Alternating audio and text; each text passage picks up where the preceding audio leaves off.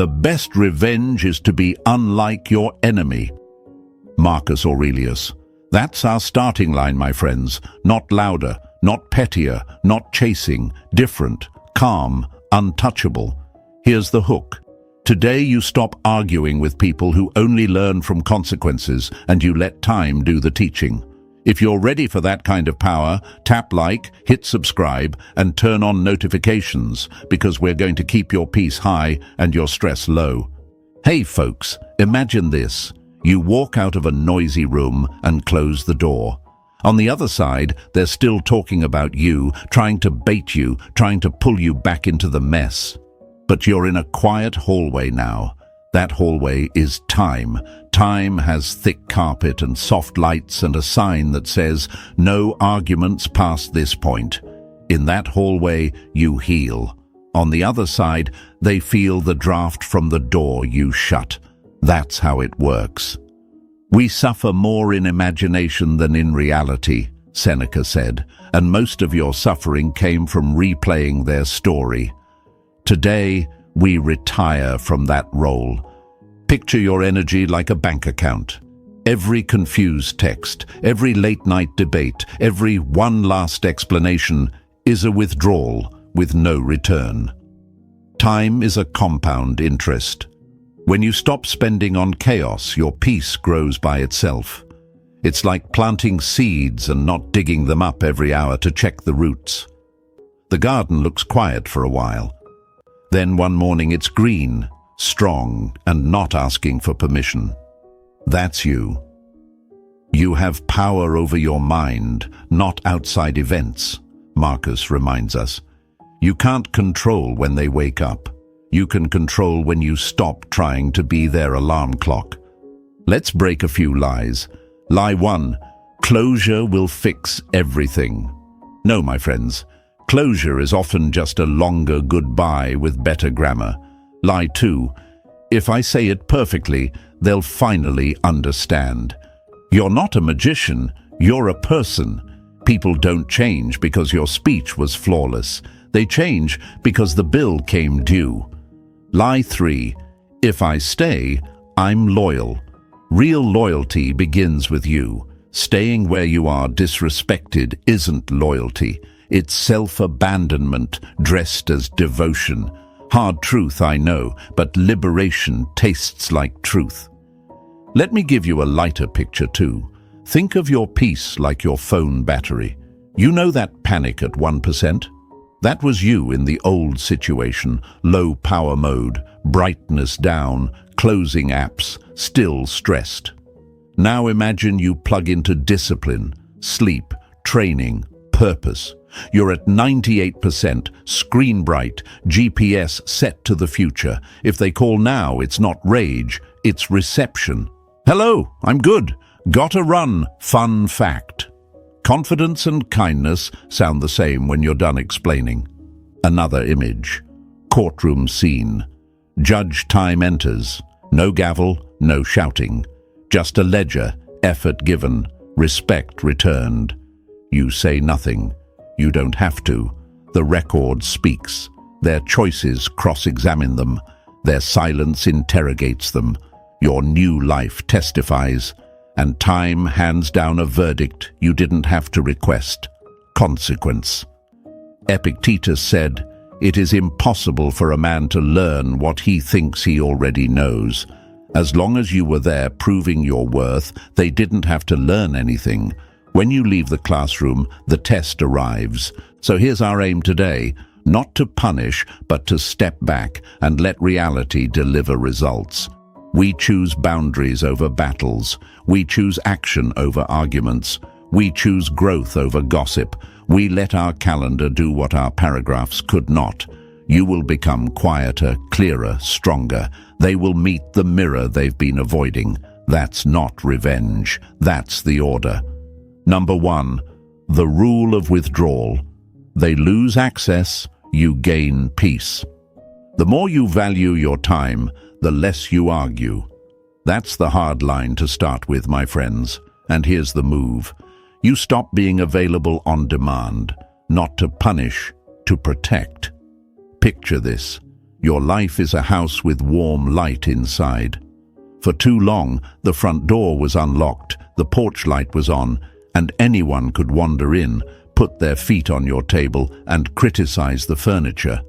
Tonight, you quietly change something simple but powerful. You lock the door, you draw the curtains, you sit at your own table, warm drink in hand, listening to your own thoughts for once. Outside, they knock, they text, they pace. Inside, you breathe. That's withdrawal, not drama, not payback, order. Now I know the questions rolling in your mind. What if they think I'm rude? What if they say I changed? What if I'm the bad guy for stepping back? Folks, let's tell the truth. You weren't changing into something false. You were changing back into someone honest. The version of you that over-explains, over-gives, and overstays is not noble, it's exhausted. They'll ask, why did he stop? And you'll answer with your silence. Because Marcus Aurelius already gave us the script. You have power over your mind, not outside events. You can't control what they feel about your boundary. You can control whether your boundary stands. Imagine your attention as oxygen in a room. When they treated you right, you breathed together. When they treated you poorly, you gave them your mask and held your breath. No more. Withdrawal means you keep your own mask on. It sounds simple. It isn't. Because your brain has a history, intermittent reinforcement, little crumbs of kindness mixed with disrespect trained you to chase the next crumb. Dark psychology explains it well. Variable rewards are sticky.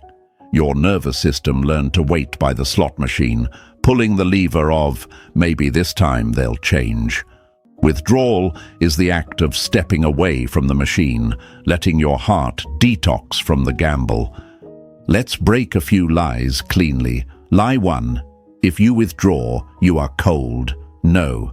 If you withdraw, you are clear. Coldness is punishing. Clarity is peaceful.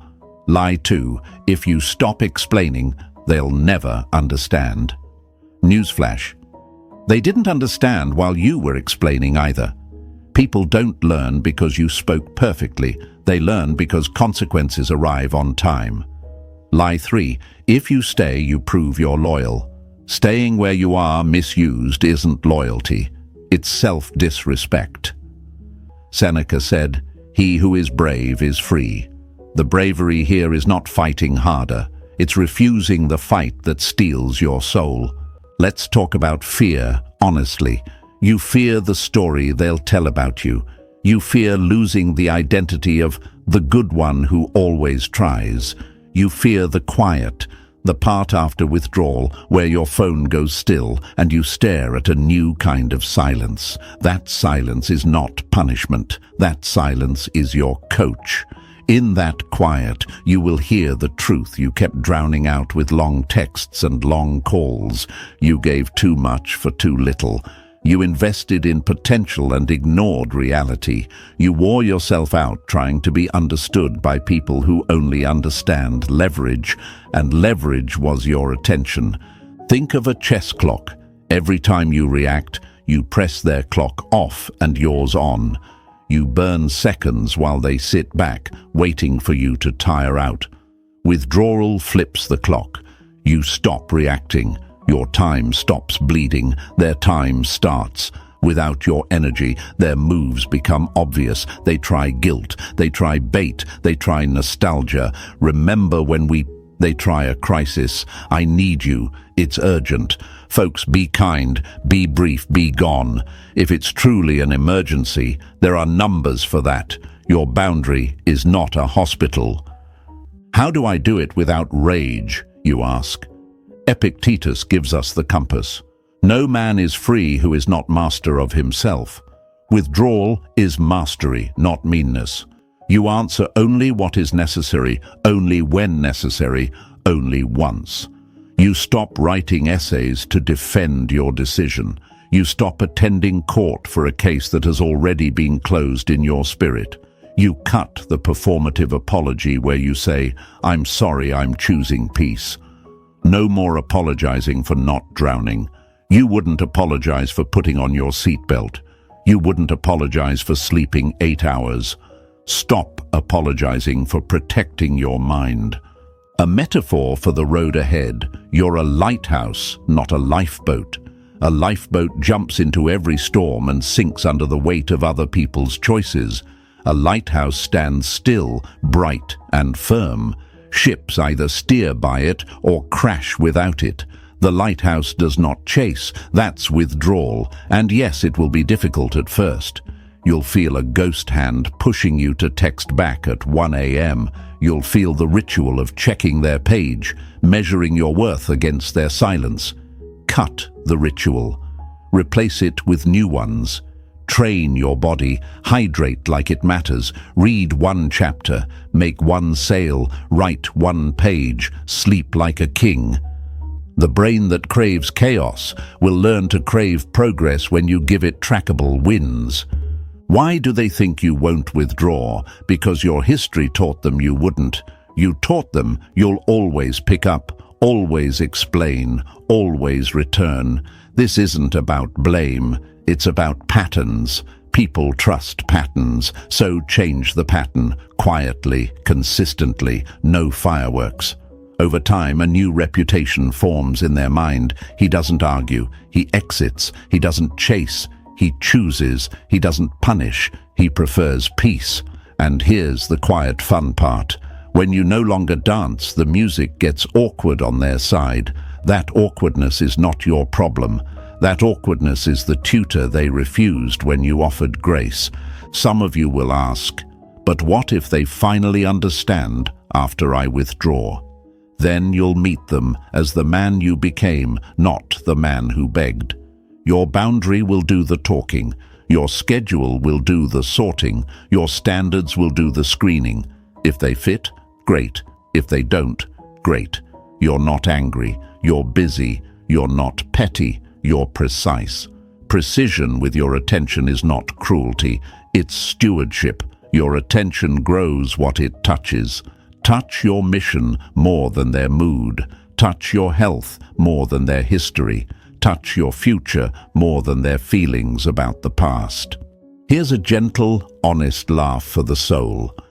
Once you stop writing novels to people who skim your paragraphs, you'll write chapters of your life you actually reread with pride.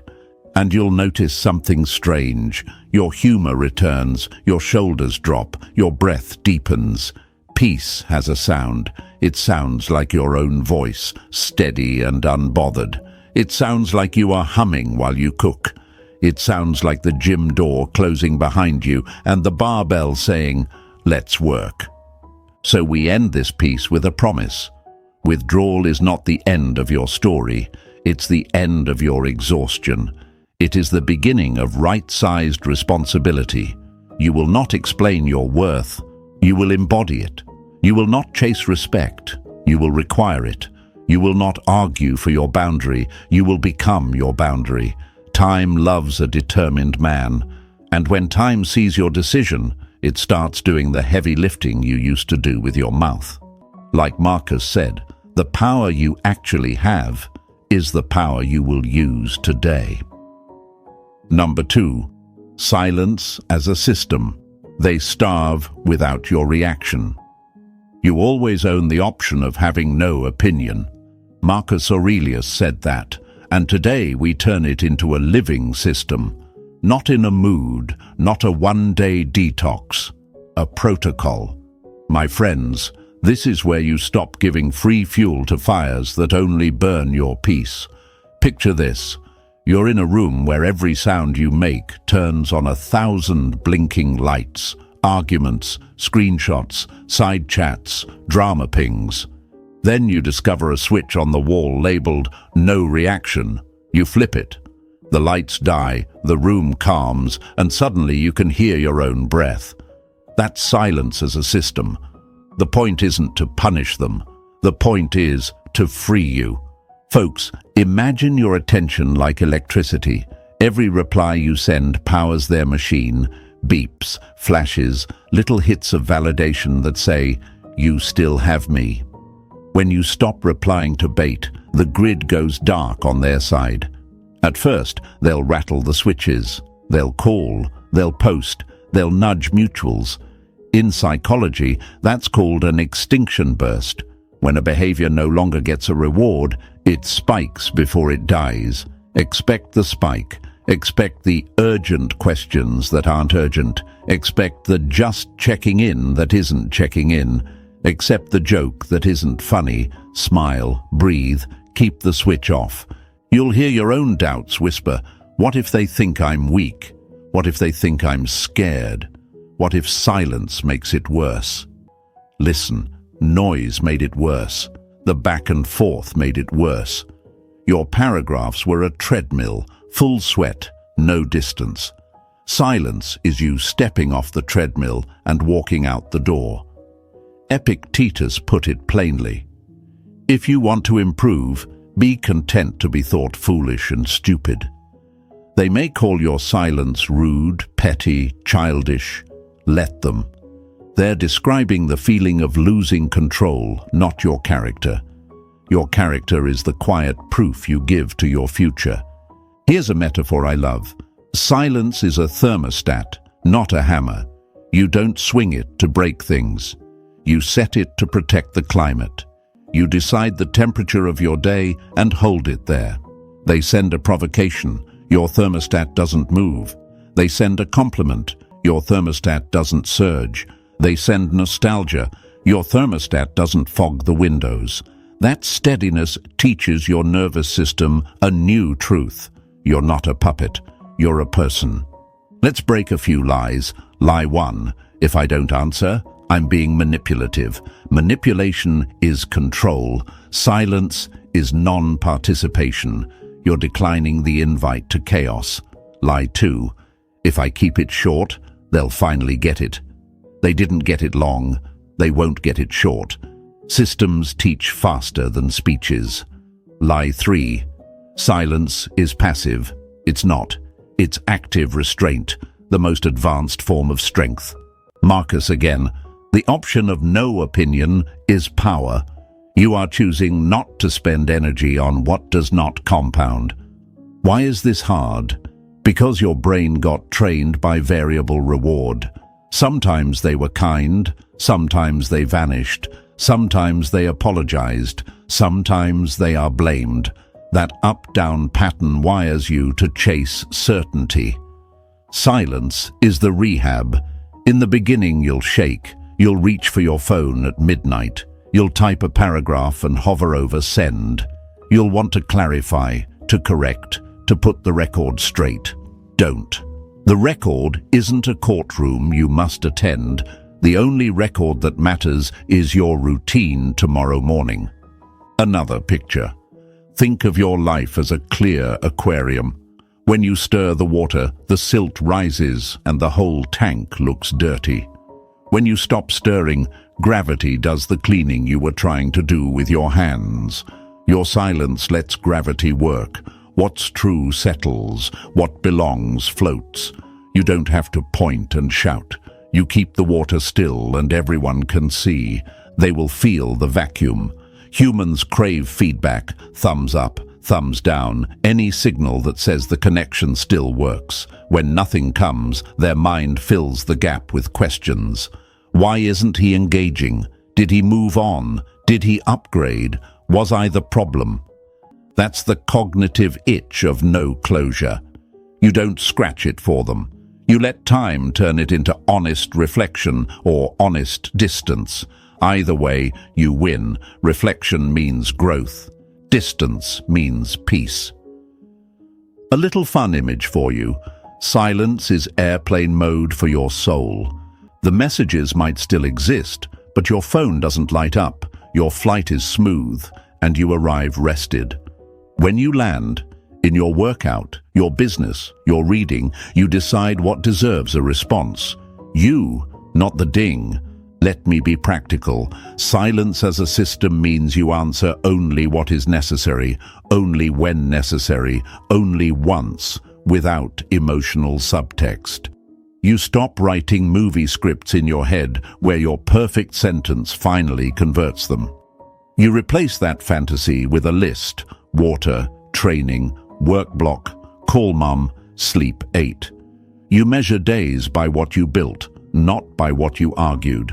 You schedule your own life so tightly that drama has nowhere to sit. But what if they escalate? Then your system shows you their reality faster. Bait becomes obvious. Guilt trips become episodes you've already seen.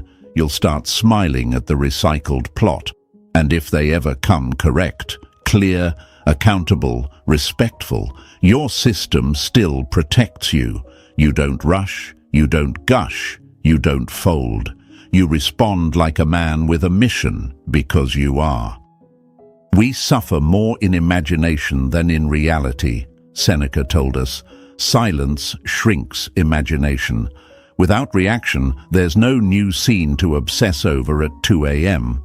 Without new scenes, your mind stops writing sequels to a story that should have ended 2 chapters ago. This is how your humor returns. This is how music sounds good again.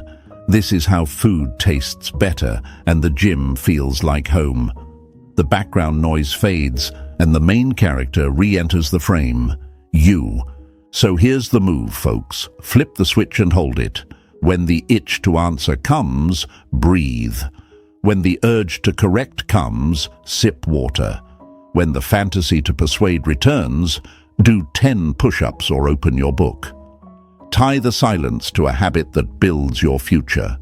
Let your calendar say what your paragraphs use to try to say. I'm done explaining. I'm busy.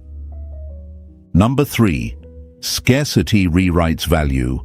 They learn when access isn't free. Make yourself necessary to the world, and mankind will give you bread. Emerson said that, and today we make it practical. When your access is everywhere, your value is nowhere. My friends, this is where we stop being the 24/7 convenience store of attention and become the curated boutique, open with purpose, closed for upgrades. Folks, picture this. You're a rare watch behind glass.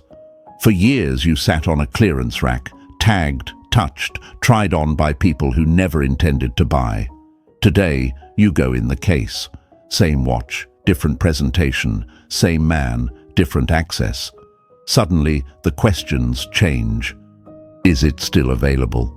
What's the process? What's the price? Scarcity didn't change your essence. It revealed it. Let's face the hard truth. People do not value what they can summon at will. They tell themselves they do.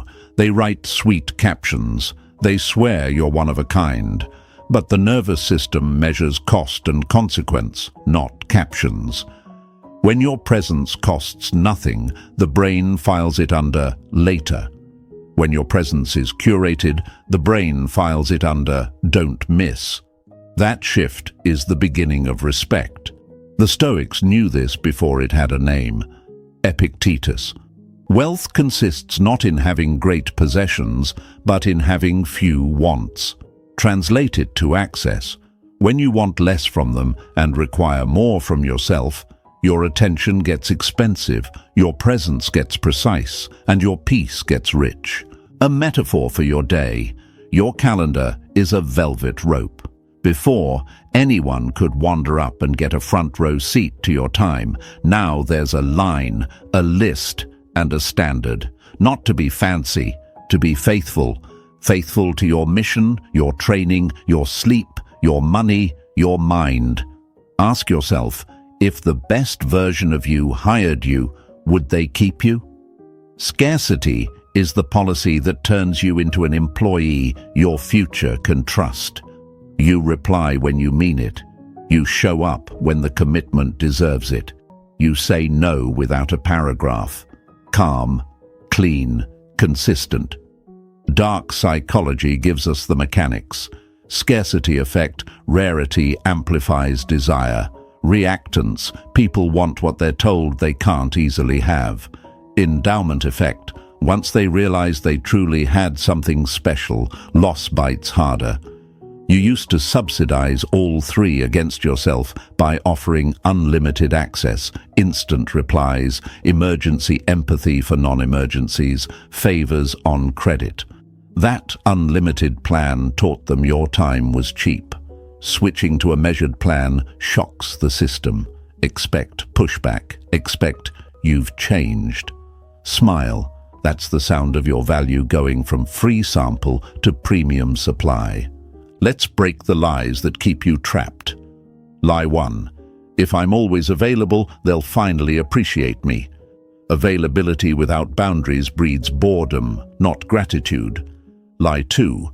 If I limit access, I'm playing games. Games seek control, standards seek clarity. Scarcity isn't coy, it's clear. Your time is booked with becoming. Lie 3.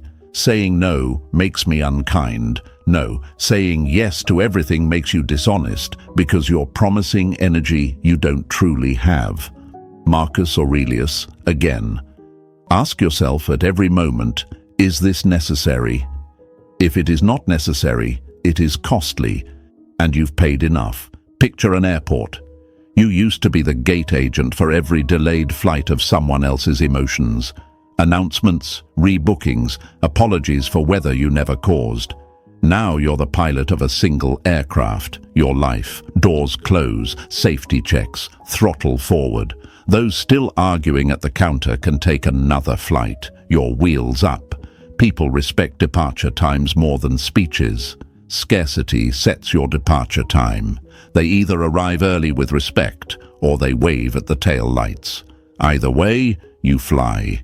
You'll feel the fear climb up your throat. What if I lose them? What if they think I'm arrogant? What if I miss out? Real talk, my friends. You've been losing yourself to keep them. You've looked humble while your standards starved. You've not missed out while your mission sat in the waiting room. The cost is already being paid by you. Flip the invoice. Let those who took you for granted feel the cost of admission. If they're meant for your future, they will rise. If they're not, scarcity makes selection painless. Nature trims what you wouldn't. Here's a fun metaphor. Think of your attention like a legendary concert ticket. When tickets are unlimited, people say, "I'll go next time." When there are only a few, they plan, they dress, they arrive early. Your presence deserves early. Your conversation deserves preparation. Your standards deserve respect. Watch how the tone shifts when the access shifts. Are you free becomes when are you free?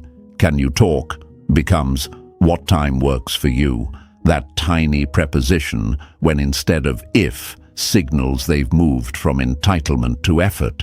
That shift is worth more than 100 apologies. Why is this difficult? Because generosity is your superpower, and like any superpower, untrained, it causes collateral damage. Scarcity is the training. It doesn't kill your generosity, it aims for it. You become generous to people who are responsible with your gifts. You become generous to your craft, which produces value for more than a moment. You become generous to your sleep, because a tired king signs bad treaties. Scarcity teaches you that a no to noise is a yes to signal, and your future runs on signals. Seneca said, "Life is long if you know how to use it." Scarcity is how you start using it. You will feel lighter the first week you stop being everywhere. Your phone will go quiet. Your mind will unclench. Food will taste better. The gym will ask for more weight. Your bank account will recognize fewer dumb charges. Your mirror will respect you for being the kind of man who respects his own hours. And here's the twist. Those who once floated in and out will feel air they didn't know you were supplying. The room gets colder without your warmth. That chill has a name, consequence. You didn't deliver it. Time did. You simply stopped insulating them from it. So here's the move. Simple, deep, daily. Choose fewer wants from people and higher standards for yourself. Replace the reflex to reply with the reflex to refine. Refine your schedule, your practice, your environment. Be where your future needs you. Be scarce where your past drained you. Let the new pattern teach on your behalf. You are still kind, still humble, still strong, and now wisely rare. Number 4. The mirror of consequences. Absence shows the truth. Reality is the judge that never needs your testimony. That's the hard opener, my friends. And here's the play. When you step back, you hand them the only mirror that can't be argued with. Results. Not your paragraphs, not your late-night proof. Results. Picture this. You were the translator, the cushion, the soft landing. Every time they tripped, you turned the floor into a mattress. Then one day, you quietly roll the mattress away. No speech, no scene, just floor. They don't meet your anger, they meet the ground. That thud isn't your revenge, it's the lesson life tried to give while you kept interrupting with grace. Folks, imagine your absence like turning off studio lighting. Under bright lights, everything can be staged, angles, filters, retakes. Switch the lights off, pull the blinds, and only the shape remains. Absence is that darkness where shape tells the truth. Without your prompts, without your reminders, without your habit of fixing the same problem for the 30th time, the outline of their choices appears. We suffer more in imagination than in reality, Seneca said, and for a long time your imagination kept dressing their behavior in excuses. Absence strips the costume. Reality walks out in plain clothes. You'll hear your mind whisper 1,000 questions. What if they think I'm cruel? What if they say I abandoned them? What if the story makes me the villain? Breathe. Marcus reminds us, you have power over your mind, not outside events. You don't control their narrative, and thank God you don't have to anymore. You control whether you keep sponsoring a version of them that doesn't exist without your subsidy. Absence is an audit.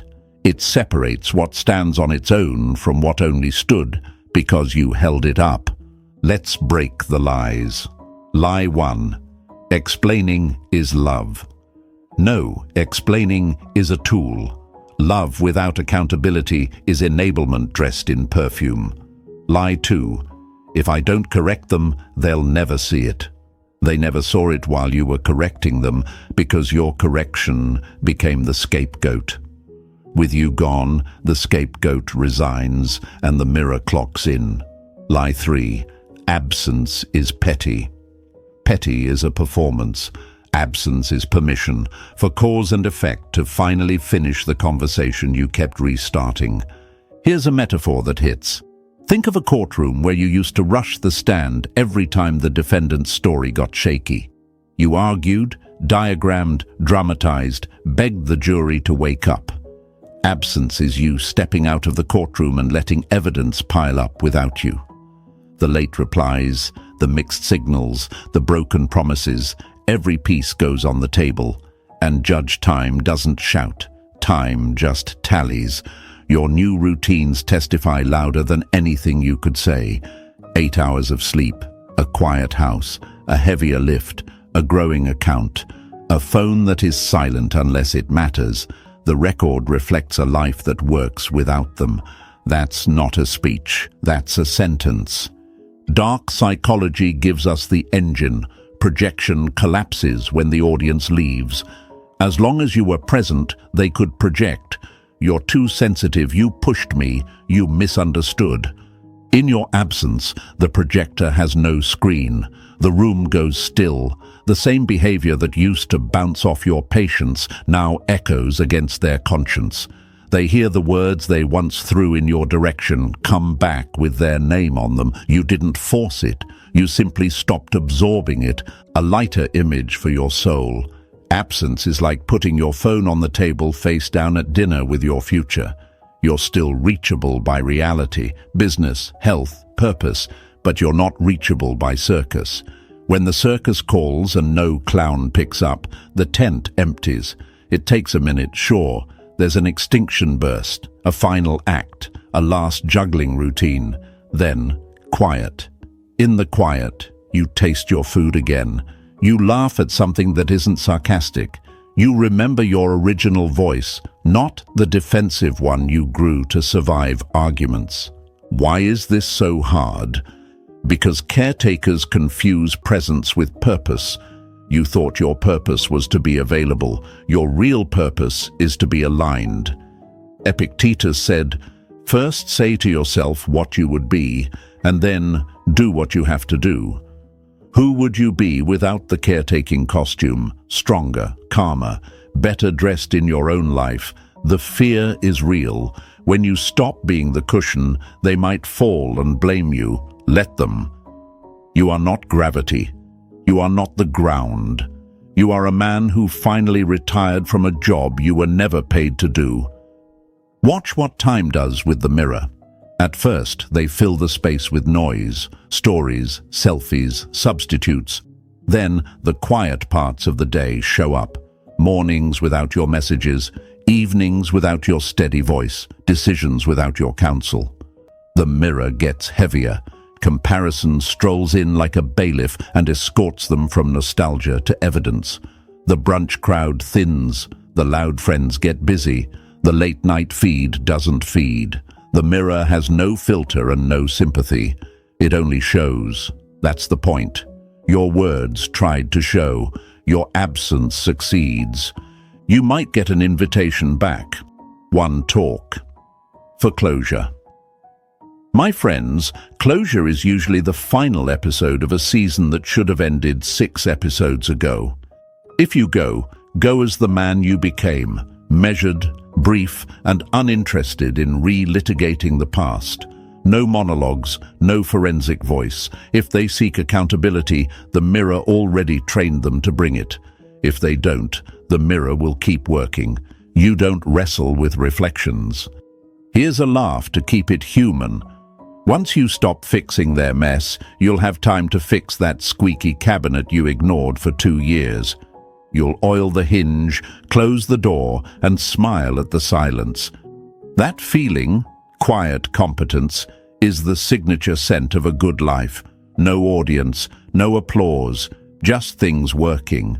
That's what absence buys you, the ability to maintain your own house instead of living as maintenance staff in someone else's. So we close this chapter with a promise and a posture. Promise. The mirror of consequences never forgets to teach. Posture. You don't need to point. You only need to proceed. Proceed with your training. Proceed with your work. Proceed with your rest. Proceed with your standards. Those who were confused will finally have the only tutor that never lies. Outcomes. Those who were careless will finally meet the only boundary that never argues. Distance. Those who were meant for you will recognize the mirror, own what it shows, and arrive with respect. The rest will fade like a song you're done singing. Number 5. Comparison is the executioner. They learn when life puts you beside what they chose. Truth doesn't shout, it stands next to the lie and lets eyes adjust. That's the hard opener, my friends. Comparison is the quiet executioner. Not your anger, not your thread of receipts. Comparison. You don't swing the sword, life does, by placing your steadiness next to the chaos they picked, your loyalty next to the games they entertain, your growth next to the stalling they disguise as freedom. Picture a gallery room. 2 paintings hang side by side. One is layered, patient, brush stroke after brush stroke, colors cured over time. The other is spray paint on wet plaster, flashy under bright lights, already dripping at the edges. No curator speaks, no sign lectures. People look, they feel, they know. That's comparison doing the teaching without you saying a word. They won't feel it immediately. At first, novelty is loud, new attention is shiny, new faces clap at the same old tricks, but the novelty has a short battery, and when it dies, the room gets quiet. That's when contrast walks in with a clipboard. Where is the reliability you gave? Where is the unfakeable calm you lived? Where is the 3 a.m. steadiness? The mirror of consequences showed the outline. Comparison inks the details. Marcus Aurelius told us, If it is not right, do not do it. If it is not true, do not say it. They may have said the new was better, but time has a way of cross-examining adjectives. When the bills arrive, emotional, financial, spiritual, better gets measured, not imagined. Dark psychology names the engine the contrast effect. The mind does not judge in isolation, it judges against the last thing it held. After you, every late reply is later, every half-truth feels hollower, every small act of disrespect lands heavier. They used to call you too much. Now the chaos calls you too rare. You won't hear it, you're busy. But comparison will whisper it into their pillow when the room is quiet and the phone is dark. We suffer more in imagination than in reality, Seneca said, and comparison weaponizes imagination against the story they tried to believe. Reality holds up two lives like a before and after photo and asks no questions. The eyes do the math. You'll hear your own fear try to drag you back. What if comparison favors them? What if I'm the one who looks small? What if I'm the problem? Breathe. This is why you build. Comparison favors what composes itself over time. It favors training over talking, routine over rage, craftsmanship over clout. Your job is not to hope they compare well. Your job is to become incomparable to who you used to be. First, say to yourself what you would be, and then do what you have to do, Epictetus said. That's the antidote to fear. Standards, scheduled. Let's break the lies that keep men stuck. Lie 1. If I don't stick around to prove my worth, they'll forget it. No, memory grows when access ends. Presence anesthetizes, absence sensitizes. Lie 2. If I win big, they'll think I'm showing off. Your progress is not a performance, it's a permission slip for your future. Those who keep score are stuck in a game you no longer play. Lie 3. If I move on, I erase what we were. Moving on doesn't erase the past, it gives it context. Comparison gives you the language you never had, not bitterness, better choices. Imagine a restaurant review written by time. 2 meals, yours. Discipline, kindness, structure, theirs. Excitement, inconsistency, ego calories. The reviewer shows up unannounced on a Monday at 7 a.m., on a Thursday at 10 p.m., on a rainy Sunday when nobody feels like trying. Your place opens on time, the coffee is hot, the staff are steady, the menu is honest. The other place posts another story about big things coming. Comparison writes the stars without your help. That's why you don't chase critics. You open your doors and do consistent work. You might be tempted to narrate this process. Don't. Silence stays your ally. The moment you try to frame the contrast, you look invested in their validation again. Let the world do the math. The world is good at math. Your friends won't need convincing. They'll see your shoulders drop and your eyes clear. Their friends won't need persuading either. They'll see the pattern. How many times can someone be late to their own life? You didn't subtract anything from them. You added everything to you. Time handles the ledger. Why will they feel it more as you grow? Because growth is a lighthouse, and lighthouses expose the distance between coastline and drift. You won't send flares. You don't need to. You'll be on your run while they hit snooze. You'll be on your call while they rehearse the same complaints. You'll be stacking days while they stack justifications. One day the math clicks. The man they dismissed used the dismissal as fuel. The place they left became a home. The routine they mocked became a crown. Comparison takes the blade and taps each shoulder. Consequence, consequence. Here's a lighter image to keep you human. Think of your life as a playlist. You used to let low-quality tracks play on repeat because you didn't know how to hit skip. Now you curate. You bring in songs that build momentum, lyrics that match your mission. When someone asks why you don't play the old track anymore, you smile. That beat didn't age well. That humor is freedom. It means the sting is gone and the lesson stayed. It means you didn't need the DJ booth. You needed the next button and a better album. They will try to test the contrast, a check-in message, a breadcrumb, a memory bomb. Miss this? You'll feel the tug. Touch the data, not the drama. How did you sleep last month? How did you train? How many pages did you read? Deals you moved? Laughs you had? Compare that to the months you spent arguing. The numbers don't lie. Numbers are stoic. They don't care about nostalgia. So here's the move you make today. You become the easiest person in your life to compare in your favor.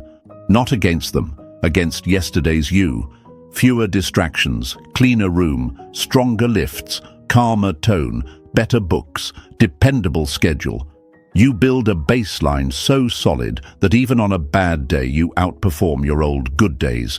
That baseline turns comparison into a landslide. Inside you first, then outside. Those meant for you won't need a speech. They'll feel the climate of a man who keeps promises to himself. We end this with clarity and a spark. Clarity. You are not waiting for their regret. You are building a life that doesn't depend on it. Spark. The surest way to let comparison execute cleanly is to live so well that even your mistakes are honest and your corrections are quick. Time loves a man who corrects fast. Type this in the comments to anchor it and show yourself. Show the world, show the algorithm you're done proving and busy improving. I raise the standard. Number 6, the what-if spiral. They're haunted by questions you don't answer. We are more often frightened than hurt, and we suffer more from imagination than from reality. Seneca lays it bare, my friends. This is the engine of the what-if spiral. Not your words, not your warnings. Their imagination set loose in the empty space you no longer fill. When you stop explaining, stop correcting, stop offering gentle exits from hard truths, something powerful begins. Their brain goes looking for answers it can't find. And that's where regret grows teeth. Picture a dark theater after closing. The projector is off, the seats are empty, the screen is blank. Then a door creaks, and the mind starts playing private films. What if they were the one? What if I push too far? What if I don't get this chance again? The human nervous system craves closure the way a thirsty man craves water. But closure isn't earned by extracting another paragraph from you. It's earned when reality refuses to feed denial. Your silence is not cruelty, it's the end of the concession stand. No more snacks for stories, no more refills for excuses. They will try every lever. A quick check-in, a meme in your DMs, a memory grenade. Remember that night? Not because they want reconciliation, because they want relief from the loop. The loop is the tax time charges when explanations are over. Dark psychology calls it the Zeigarnik effect. Unfinished business sticks. And no matter how strong they seem, the unclosed tabs in their mind start draining battery. You used to plug them in with attention. Now they have to find a wall outlet called accountability. Your fear will try to rent a room. What if I'm being heartless? What if they're actually changing? What if my silence is childish? Breathe. Marcus Aurelius again. You have power over your mind, not outside events. Your silence is governance, not games. You're not withholding to punish, you're declining to participate. There's a difference. Punishment needs an audience. Boundaries need only a schedule. And your schedule is full of what actually compounds. Training, sleep, work, laughter, God, family, craft. Here's a metaphor to lock it in. Think of mountain weather. In the valley, storms can sound dramatic. Thunder, flash, the performance of rain. At the summit, you watch it pass beneath you. Same storm, different altitude. That's what your silence does. It moves you to an altitude where their weather doesn't decide your day. You can see it, you can name it, but you don't hike back down to argue with thunder. Let the clouds talk to themselves. Break the lies clean and quick. Lie 1. If I give them one last talk, they'll finally understand. No, one last talk is often one more escape ramp from facing themselves. Lie 2. If I don't respond, I'm leaving them in pain. Your responding didn't remove pain, it delayed the truth. Lie 3. If I move on visibly, it's petty. Petty is performance. Progress is permission. You're giving your future permission to arrive. They will ask questions into the silence, and the silence will echo them back with interest. Why didn't they fight for me? Why didn't they reply? Why didn't they chase? Then the sharper questions come. Why did I think they always would? Why did I spend their kindness like it had no limit? Why did I believe availability equals forever? This is the corridor where regret meets humility. No speech from you could walk them here. Only time and empty rooms can. You step aside. You let the corridor do what it does. A lighter picture, because power doesn't have to be grim. Imagine your phone on airplane mode at 30,000 feet. The messages stack below like little birds perched on a wire. They are real. They can wait. Meanwhile, the sun hits your window. The clouds look like a sea of clean linen, and you order water, not drama. When you land, after your workout, after your meeting, after your reading, you check what deserves oxygen. Most of it doesn't. What-ifs try to board your flight without a ticket. Your new policy is simple: manifest or miss the plane. Why is this so difficult? Because you were taught that love equals explanation. You learned to be the teacher in someone else's classroom, grading papers they refused to write. Epictetus offers the exit. First, say to yourself what you would be, and then do what you have to do. You would be a man of quiet decisions.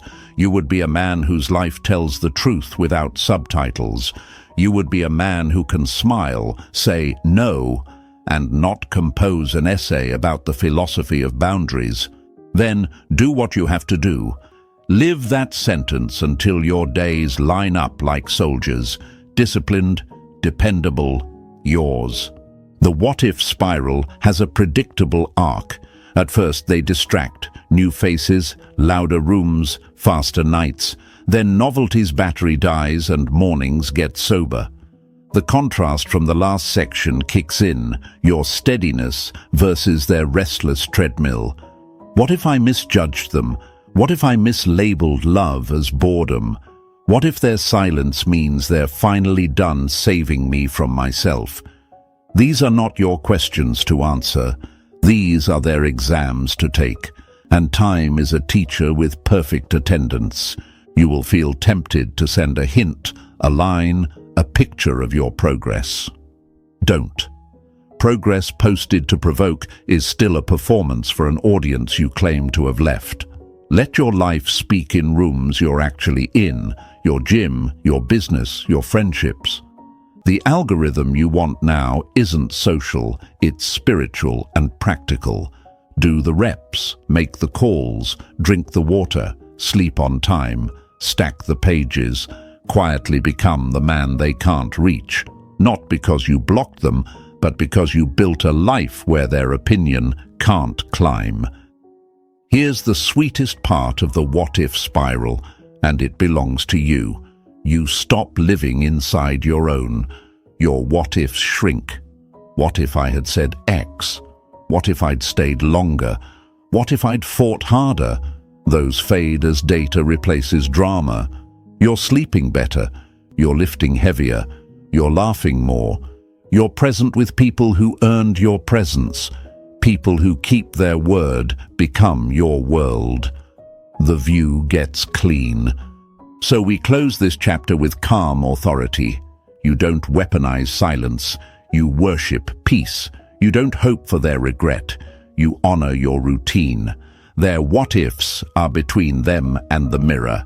Your what next is between you and your mission. If they one day arrive with clarity, accountability, and changed behavior, you'll recognize it by how it moves, not how it begs. Until then, let time finish the sentences you will never again start.